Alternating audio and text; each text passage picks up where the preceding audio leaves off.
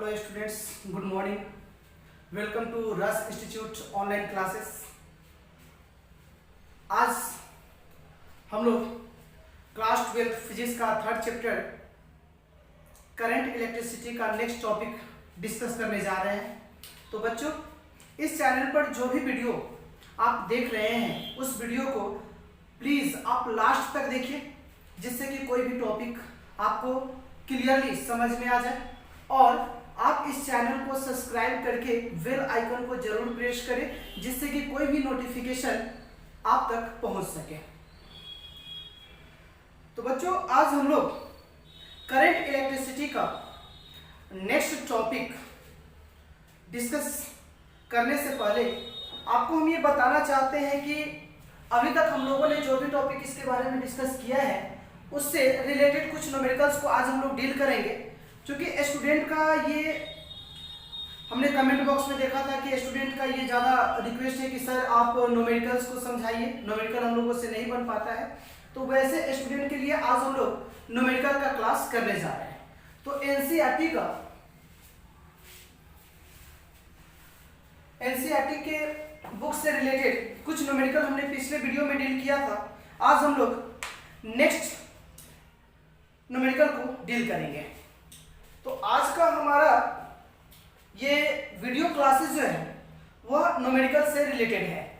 तो स्टूडेंट्स, आप अपने सामने बुक रखिए और हम यहाँ से न्यूमेरिकल पढ़ेंगे, आपको समझाएंगे और उसको कैसे बनाना है ये प्रोसेस भी हम आपको बताएंगे।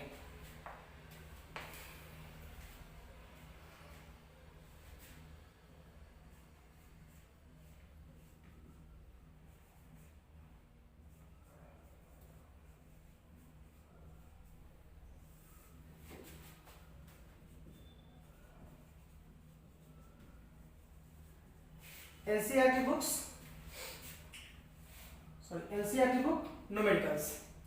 तो यहां से आज हम लोग न्यूमेरिकल 3.5 के बारे में डिस्कस करते हैं। देखिए, जनरली हम जो भी आपको बताएंगे वो हिंदी में बताएंगे और उसका इंग्लिश में भी हम आपको कन्वर्ट करके बताते हैं। कमरे के ताप पर यानी कि रूम टेम्परेचर यहाँ दिया गया है 27 डिग्री सेल्सियस पर किसी तापन अवयव का प्रतिरोध 100 ओम है। यदि तापन अवयव का प्रतिरोध 117 ओम हो तो अवयव का ताप क्या होगा? प्रतिरोध के पदार्थ का ताप गुणांक 1.70 × 10⁻⁻⁴ पर डिग्री सेल्सियस है। तो बच्चों, आप इसमें देखिए ये क्या क्या इंफॉर्मेशन हमें दे रहा है। रूम टेम्परेचर दिया गया है, रूम टेम्परेचर है 27 डिग्री सेल्सियस और इस रूम टेम्परेचर पर हीटिंग एलिमेंट का रेजिस्टेंस है 100 ओम, यानी कि R1 हमें दे दिया है। देखिए, R1 इनिशियल रेजिस्टेंस कितना है तो हम यहां से लिखेंगे 100 ओम। ये R1 का वैल्यू आ गया, लेकिन यह R1 का जो वैल्यू 100 ओम है वह कितने डिग्री टेम्परेचर पर है? 27 डिग्री टेम्परेचर। तो ये 27 डिग्री सेल्सियस ले लीजिए, ये आ गया आपका θ1 का वैल्यू। ठीक है, अपने इनिशियल रेजिस्टेंस और इनिशियल टेम्परेचर को कंसीडर कर लिया। नेक्स्ट है, यदि तापन अवयव का प्रतिरोध 117 ओम हो तो, यानी कि हीटिंग एलिमेंट जो है उसका रेजिस्टेंस 117 ओम हो जाता है। तो यहाँ देखिए R1 दिया गया है, तो यहाँ से R2 देखिए कितना है, तो R2 दिया गया है कि 117 ओम ये दे दिया गया है। ठीक है, तो पूछ रहा है कि तापन अवयव का प्रतिरोध 117 ओम है तो अवयव का ताप क्या होगा? इट मींस कि θ1 दे दिया है, तो यहां से हमने टेम्परेचर को डिनोट करने के लिए θ2 ले लिया है। तो अब ये देखिए, ये हमसे पूछ रहा है। ठीक है, उसके बाद एक और इंफॉर्मेशन दिया गया है कि पदार्थ का ताप गुणांक, यानी कि थर्मल प्रतिरोधक के पदार्थ का ताप गुणांक। आपको मालूम है हमने लेक्चर में ये बताया था, पिछले वीडियो में हमने आपको बताया था कि थर्मल कोफिशिएंट ऑफ रेजिस्टिविटी, ठीक है, प्रतिरोधकता ताप गुणांक, जिसको हम लोग अल्फा से इंडिकेट करते हैं। तो अल्फा का वैल्यू यहां पर दे दिया गया है 1.70 × into 10 to the power -4 degree Celsius, sorry per degree Celsius. तो ये इतना इंफॉर्मेशन हमें क्वेश्चन में ही दिया गया है। तो अब आप इसको बनाइएगा कैसे, ये देखिए। R1 दिया गया है, θ1 दिया गया है, R2 है, θ2 है और अल्फा का वैल्यू आपको दे दिया गया है। स्टूडेंट्स, टेम्परेचर के अनुसार जो रेजिस्टेंस चेंज करता है उसके लिए मैंने आपको एक फॉर्मूला बताया था। उस फॉर्मूले को आप नोट्स में भी देख सकते हैं या प्रीवियस लेक्चर में आप जाके देख सकते हैं। Rho theta is equal to, है ना, rho naught 1 plus alpha into delta theta. ठीक है, डेल थीटा क्या है, तो चेंज इन टेम्परेचर। उसी प्रकार से हम यहां से एक इक्वेशन को बना सकते हैं। R2 is equal to R1 into 1 plus alpha into del theta। ठीक है, तो यहां से देखिए R2 R1 1 plus alpha del theta, यानी कि यह चेंज इन टेम्परेचर। ठीक है, तो अब यहां से आप समझिए कि हमें करना क्या है। R2 ये वैल्यू आपको दिया गया है कुछ क्वेश्चन में। ठीक है, R1 ये भी आपको प्रोवाइड किया गया है। ठीक है, 1 that is a constant. Alpha का वैल्यू आपको दे दिया है। ठीक है, अल्फा का वैल्यू आपको दे दिया गया है। अब ये डेल थीटा है, इसको हम दो तरीका से लिख सकते हैं, θ2 माइनस θ1। कोई दिक्कत, आप इतना काम कर सकते हैं। ठीक है, तो ये काम करने के बाद θ1 आपको दिया गया है, ये आपको दिया गया है और θ2 आपको निकालना है। ठीक है, तो यहां तक आपको समझने में कोई परेशानी नहीं। तो इक्वेशन को देख लीजिए। इक्वेशन हमारा है R2 is equal to R1 into 1 plus alpha into θ2 minus θ1। अब इस इक्वेशन के अनुसार क्या क्या इंफॉर्मेशन आपको क्वेश्चन में दिया गया है उसका तो डेटा हमने पहले से तैयार करके रखा है। ठीक है, तो अब यहां से हम देखिए उस इक्वेशन को लिखते हैं। चूंकि R2 is equal to R1 1 plus alpha और यहां से आप बड़ी ब्रैकेट दे दीजिए और ये लिख सकते हैं θ2 माइनस θ1। ठीक है, अब जो आपको निकालना क्या है यहां से। ठीक है, तो आपको निकालना है θ2। ठीक है, तो θ2 निकालने के लिए हम यहां से क्या करते हैं वो देख लीजिए। ठीक है, तो यहां से आप इसको चेंज कर सकते हैं। R2 इज इक्वल टू, आप इसको तोड़ दीजिए, R1 उसके बाद प्लस R1 इंटू अल्फा, उसके बाद θ2 माइनस θ1। निकालना क्या है आपको, θ2। ठीक है, तो यहां से हम लोग देख लेते हैं। अब R2 माइनस, इसको आप इधर ले आइए, R1 इज इक्वल टू, ये आ गया R1 अल्फा और उसके बाद θ2 माइनस θ1। ओके, हम एक एक स्टेप को बारीकी से आपको समझा रहे हैं, आप समझिए, आपको कोई प्रॉब्लम नहीं होगी। उसके बाद अब ये दोनों को आप नीचे ले आइए, तो ये दोनों को, है ना, ये इसके साथ θ2 माइनस θ1 के साथ R1 अल्फा इंटू में है, R1 अल्फा को आप LHS में ट्रांसफर कर दीजिए। तो ये कितना हो जाएगा, R2 माइनस R1 बटा R1 into alpha that is equal to θ2 minus θ1। ठीक है, अब हमको चाहिए क्या, θ2। तो ठीक है, आप θ2 को आप इधर ही रहने दीजिए और उसके बाद इस θ1 को आप इधर में ले आइए, LHS में ले आइए, क्योंकि ये वैल्यू आपको पहले से मालूम है। ठीक है, तो अब हम यहां से क्या करते हैं वो देखिए।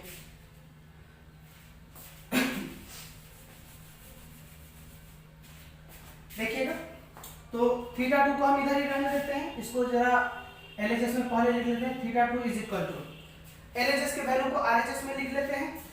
तो R2 माइनस R1 बटा R1 into alpha, R1 into alpha और यहां से ये देखिए θ1 के आगे क्या है, माइनस, ये इधर आएगा तो क्या बन जाएगा, प्लस θ1। अब देखिए LHS ये आपको फाइंड करना है θ2। RHS में जो भी आपको यहाँ पर पैरामीटर दिया गया है, क्या इसका वैल्यू आपको मालूम है, तो कहेंगे कि हाँ ये वैल्यू मालूम है, तो आप सारे वैल्यू को यहाँ पे पुट कर दीजिए। ठीक है, तो आप θ2 इज इक्वल टू R2 का वैल्यू कितना ओम है? 117 माइनस, उसके बाद R1 कितना है? 100, तो ये ले लीजिए आप 100 डिवाइडेड बाय R1 का वैल्यू कितना है? तो ये हो जाएगा 100 इंटू अल्फा का वैल्यू बताइए, तो 1.70 into 10 to the power -4 plus theta 1 का वैल्यू देखिए 27, तो ये है 27, ठीक है। तो ये देखिए हमने R2 का वैल्यू रख दिया, R1 का वैल्यू, फिर उसके नीचे R1 का वैल्यू, अल्फा का वैल्यू प्लस है थीटा 1 का वैल्यू, ये सभी इंफॉर्मेशन क्वेश्चन में अवेलेबल था, ठीक है। यहां तक समझने में कोई दिक्कत नहीं। नेक्स्ट हम लोग कैलकुलेशन का काम है, तो ये कैलकुलेशन का काम आप आसानी से कर सकते हैं। और जैसा कि आपको पता है कि चेंज इन टेम्परेचर या फिर टेम्परेचर, इसका क्या हो जाएगा? डिग्री सेल्सियस, ठीक है। तो अब हम यहाँ से कैलकुलेशन कर लेते हैं। Theta 2 that is equal to, ऊपर में हो जाएगा 17 बटा, अब यहाँ देखिए बच्चों आप ध्यान देना, ठीक है। यहाँ पे 0.7 है, इसके बाद 0 है, आप इस 0 को निगलेक्ट कर दीजिए, तो 1.7 आ जाएगा। अब ये 0.7 है तो बटा में 10 आ जाएगा, बटा में कितना आ जाएगा? 10, तो एक 0 इससे कट जाएगा, ठीक है। और उसके बाद ये 0 फिर इधर जाकर, है ना, आप इसको कम कर सकते हैं। तो यहाँ से कितना आ जाएगा? आप देखिए ये हो जाएगा, ठीक है, 100 इंटू उसके बाद 1.7 into 10 to the power -4 plus 27, और ये क्या हो जाएगा? Degree Celsius. अब ऊपर में हमने सब्ट्रैक्ट कर लिया, नीचे में देखिए 1.7 है, तो पॉइंट को हटाइएगा तो नीचे में डिनोमिनेटर 10 आ जाएगा, तो एक 0 इससे कैंसिल हो जाएगा। उसके बाद 10 टू द पावर -4 और यहाँ पर 10 आ जाएगा, तो ये 10 टू द पावर -3 हो जाएगा, तो ये 10 टू द पावर -3 ऊपर चल जाएगा, और उसके बाद 17 से 17 कट जाएगा, तो ये कितना हो जाएगा? थीटा 2 इज इक्वल टू, आप इसको ऐसे लिखिए 17, नीचे में कितना बचा? 17 इंटू 10 टू द पावर -3, ठीक है, सॉरी ये -4 है ना, तो -4, तो यहाँ पर ये कैंसिल होने के बाद -3 बचेगा, ऊपर जाएगा तो +3 आ जाएगा, 10 के पावर 3 प्लस 27, और ये हो जाएगा डिग्री सेल्सियस। अब देखिए ये कैंसिल होकर 1 आ जाएगा, यानी कि ये इसके साथ मल्टीप्लाई में चला जाएगा, तो 1000 हो जाएगा, 1000 प्लस 27, यानी कि theta 2 that is equal to 1027 degree Celsius, यही हमारा आंसर हो जाएगा, ठीक है। तो बच्चों आप फिर से यहां पर ध्यान देना, R1 इनिशियल रेजिस्टेंस आपको दिया गया था, इनिशियल टेम्परेचर आपको दिया गया था, ठीक है। थीटा चेंज करने के बाद रेजिस्टेंस कितना है ये आपको दिया गया था, थर्मल कोएफिशिएंट ऑफ रेजिस्टिविटी ये आपको मालूम था, और बस आपको निकालना क्या था? थीटा 2 निकालना था। तो हमने ये फार्मूला लगाया, और ये फार्मूला लगाने के बाद हमने कैलकुलेशन किया, तो थीटा 2 हमारा कितना आ गया? 127 डिग्री सेल्सियस। आपको समझ में आया? ठीक है, तो आप इस न्यूमेरिकल्स को एक दो बार और डील कर लीजिएगा खुद से, पहले वीडियो देखिए, समझ लीजिए, समझने के बाद खुद से आप बना के देखिए, अगर कोई प्रॉब्लम नहीं है तो फिर आपको ये न्यूमेरिकल्स क्लियर है, ठीक है। चलिए, तो आप इसका स्क्रीनशॉट ले लीजिए, स्क्रीनशॉट लेने के बाद आप इसको अपने नोट्स में लिख लीजिएगा, और उसके बाद दोबारा फिर बनाइएगा। तो ये 3.5 था। नेक्स्ट न्यूमेरिकल की तरफ हम लोग चलते हैं।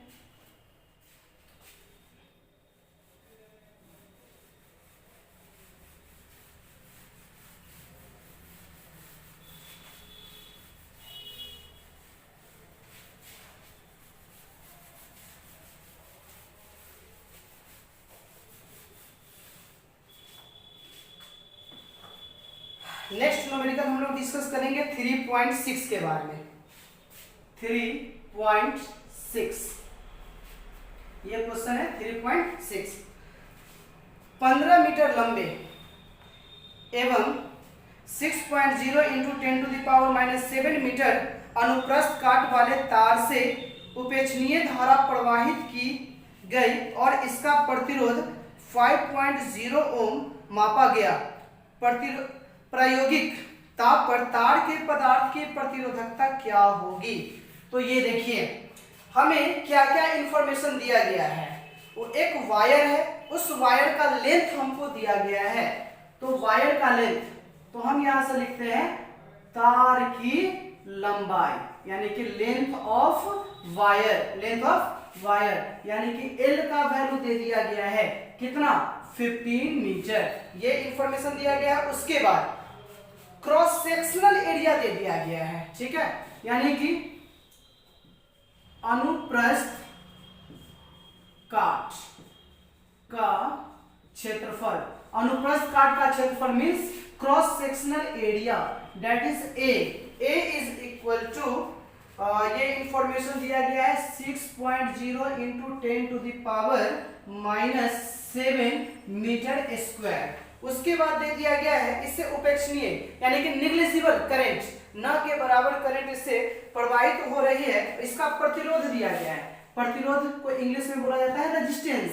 तो रेजिस्टेंस इसका दिया गया है, सिंबल आर होता है, और ये रेजिस्टेंस है 5.0 ओम दे दिया गया है।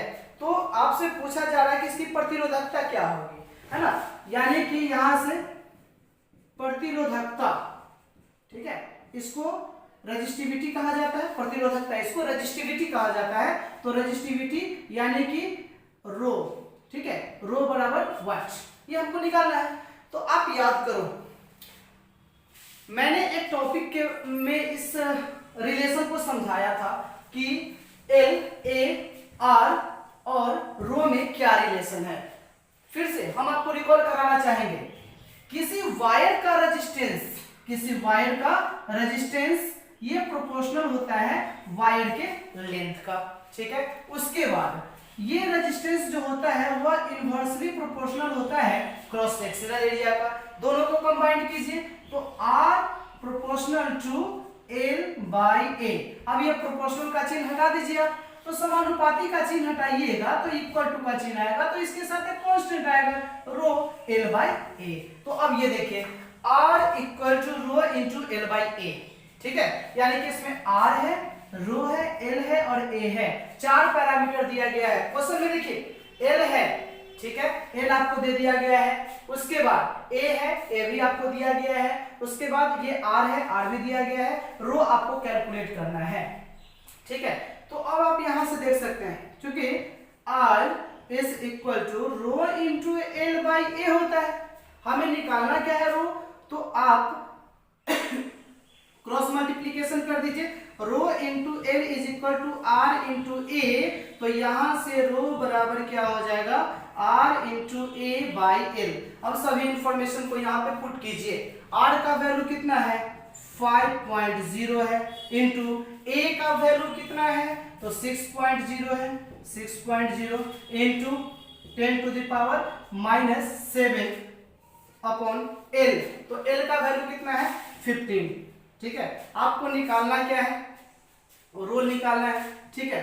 तो अब आप यहां से बता सकते हैं कि रो का ऐसा यूनिट क्या होता है, आपको मालूम है, ये क्या है ओम, रेजिस्टेंस, इसका ऐसा यूनिट क्या होता है ओम, ये क्या होता है मीटर स्क्वायर और नीचे क्या है मीटर, यानी कि ये हो जाएगा ओम मीटर, ओम मीटर, ओके। अब यहां से ये देखिए 6 इंटू 5 30 हो जाएगा, 30 ऊपर है ना, न्यूमरेटर में कितना है 30, नीचे कितना है 15, तो ये 2 से कट जाएगा, तो ये कितना हो जाएगा 2.0 इंटू बचेगा कितना 10 to the power -7 ohm metre, यही हमारा क्या हो जाएगा आंसर हो जाएगा। फिर से समझ लेते हैं, वायर का लेंथ L दिया गया था 15 मीटर, ठीक है। क्रॉस सेक्शनल एरिया A दिया हुआ था 6.0 into 10 to the power -7 metre square, है ना। रेजिस्टेंस R दिया गया था 5.0 ओम। उसके बाद प्रतिरोधकता यानी कि रेजिस्टिविटी हमको निकालना था, रो कैलकुलेट करना था।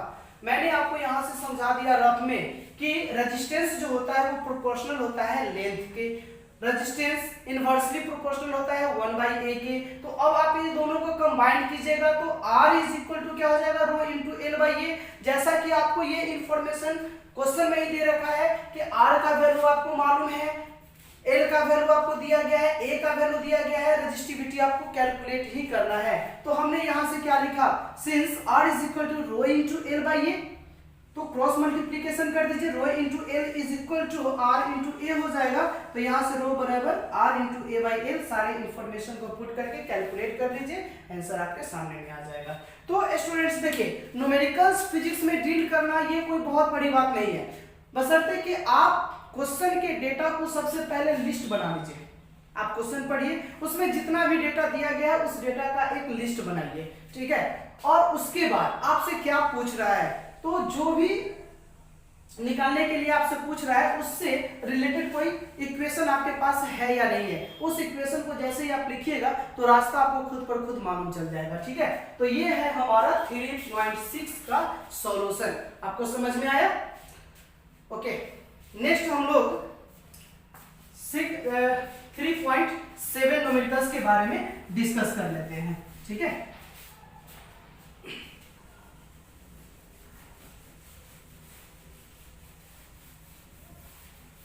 वैसे स्टूडेंट्स जो इंग्लिश मीडियम से पढ़ रहे हैं, ठीक है, तो हम यहाँ पे लैंग्वेज हिंदी लिख रहे हैं, लेकिन उसके साथ साथ हम लोग इंग्लिश भी बता रहे हैं। तो आप लोग इंग्लिश मीडियम के बुक को सामने रखिए और उसके बाद इस वीडियो को देखिए, और देखने के बाद आप शब्दों को ध्यान से सुनिएगा तो आपको पता चल जाएगा कि हम किस का इंग्लिश बोल रहे हैं, ठीक है। ओके, नेक्स्ट न्यूमेरिकल 3.7, क्वेश्चन 3.7 के बारे में हम लोग डिस्कस कर लेते हैं, ठीक है। तो देखिए, सिल्वर के किसी तार का 27.5 डिग्री सेल्सियस पर प्रतिरोध 2.1 ओम और 100 डिग्री सेल्सियस पर प्रतिरोध 2.7 ओम है।